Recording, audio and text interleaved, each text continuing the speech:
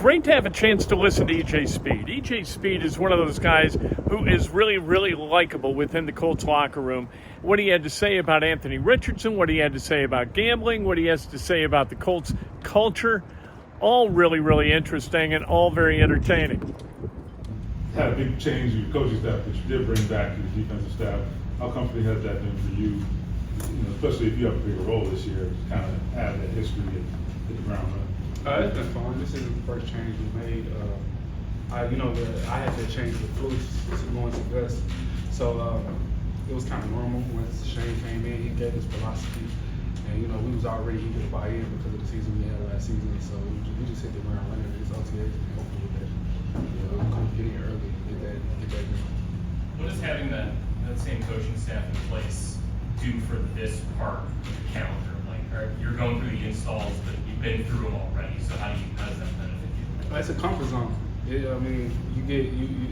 a system that you're comfortable in. You play the full year, going into a second year, so you don't have to do too much of the deep install like at the beginning of the OTAs. It's kind of just like picking up where you left off last year, just sharpening up the tools and creating new ways to play different schemes and stuff like that. So it's been fun just because of how comfortable it's been. EJ, when it comes to the gambling policy in the NFL, what are the things that they teach you all, or what do they do to help you all prepare to hopefully follow through? What I got from those situations is don't gamble. So that's all I got from it. So you basically like, I'm just done, period. Yeah, I'm not even dip into that. So yeah. It's weird, like it's turn on TV. Yeah, you look at billboards, like it is like all around you. How present is it? You feel like just the idea of the opportunity to gamble. I've been so focused on the game in itself that I don't really get into the whole gambling and apps. I don't gamble outside of football, so I don't really pay too much attention to it. Is it fair to say the team, you have meetings, you have clinics, you have speakers, it's kind of really driven home that that's just something you can't do? Yeah. I think the last meeting made it apparent of the rules of what's right about gambling and what's wrong and what you're allowed to do and what you should. So, it's a hard topic to even speak on right now just because how sensitive it is around the league. But right now, I would just encourage anybody to just don't gamble. It's not worth it. How long ago did you all have this meeting with the league when they, I guess, making it very apparent to you all the do's and don'ts? My first meeting with the league was a few days ago. This was like meeting with the whole team. Shane said like they had come in and scheduled for a year. Yeah. Is this a league or the NFLPA? I don't even know. The guy who called, I'm not even that deep into the NFLPA and the league and all that type of stuff. So I don't even know who it was. It was a guy, a cool dude. He came in and talked to us and it was cool. So it was a cool dude. EJ, what do you think of the opportunity you have in front of you? We talked last season about giving more opportunity and kind of coming up through that route. What does it mean to like have it really right in front of you now to prove that you can restart it?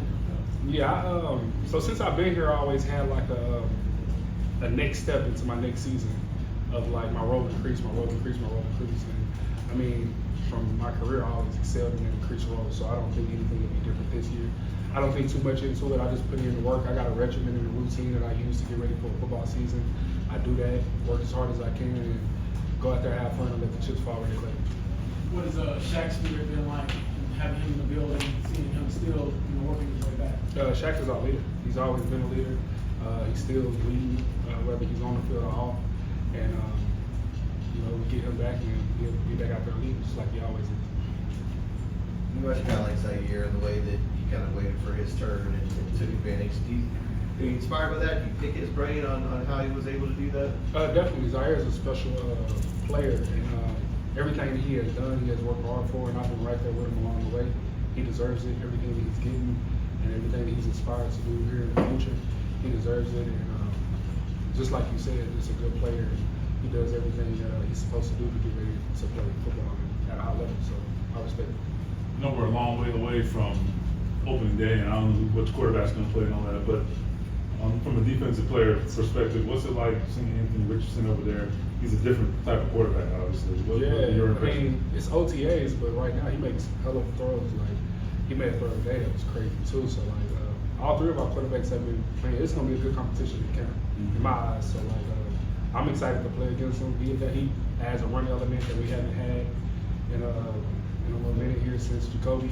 He's more of a recovery. So I'm excited. I'm excited to go into the year with him. And he's a good teammate, so I'm happy to be his teammate also. As a defender, knowing the quarterbacks are competing, does it get you fired up a little bit more for training games? Definitely, they're gonna have to earn it against me. So it is what it is. I'm going out there. I'm putting my best foot forward. I hope they put theirs too. So it's gonna be fun. When you say Anthony is a good teammate, what are some examples of that? What have you seen from him, maybe on and off the field? Just how enthused he is after he make good catches and stuff. You know, he goes and talks to his receivers. They dap it up. They do stuff. He had like a different swagger to what's out there. You know, just his ability to get out the pocket and run and stuff is amazing. So I think that receivers love that. They start their plasters, and they start like scramble drills and all that stuff, high, medium, low, and it looks like when it comes into full fruition, it's going to be good for us. And then what is it like facing Gardner Minshew, someone who has understanding the offense maybe better than anybody else on the team? So, yeah, he plays with a good veteran staff. He's comfortable out there. He have fun. Gardner Minshew kind of like a free-minded guy, and he don't let too much stuff bother him, and I like that. So that's the game. That's what I like about Gardner Minshew. You showed his wheels off a little bit there today. Huh? Yeah, look, you seen that? He scrambled up. I was walking down. Not so fast. and a red jersey on. Yeah, sure. Anybody else? That's EJ Speed. I think that the Colts went out of their way to find guys who are not gambling. You know, I think that EJ Speed, clearly not a gambler. He did not, very funny, very enjoyable to listen to, and I think he's going to play his ass off this year. I think he's got a chance to be a really good linebacker for this defense, and I think that what Gus Bradley wants to do at that position, I think EJ Speed's going to be a level up from what Bobby Okereke was.